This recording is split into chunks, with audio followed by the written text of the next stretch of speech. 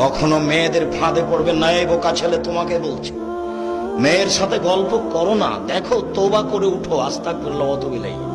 জিন্দেগিতে আর মেয়ের সাথে কথা বলো না। মেয়ে তোমাকে ধ্বংস করবে, তোমার বাপকে ধ্বংস করবে, তোমার বংশকে ধ্বংস করবে, তোমার জাতিকে ধ্বংস করবে।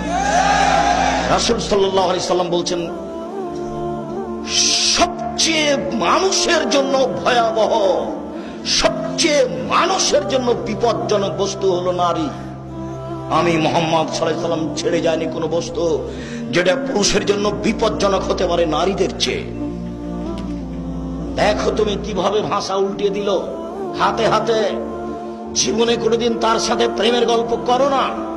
তুমি ধ্বংস হবে, তোমার বাপ ধ্বংস হবে, তোমার বংশ ধ্বংস হবে, তোমার বিদ্যা ধ্বংস হবে, তোমার জাতি ধ্বংস হবে। তুমি হিসাব করে চলিও, তুমি চিনতে পারোনি। মুহাম্মদ সাল্লাল্লাহু আলাইহি সাল্লাম নিজে বলছেন, আমার জীবনে আমি ছাড়িনি কোনো বস্তু যেটা পুরুষের জন্য বেশি ক্ষতিকারক, ধ্বংসাত্মক হতে পারে নারীর চেয়ে।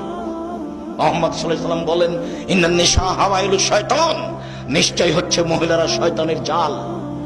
রাসূল সাল্লাল্লাহু আলাইহি সাল্লাম বলেন, শয়তানের ষড়যন্ত্র দুর্বল আর নারীদের ষড়যন্ত্র সবল।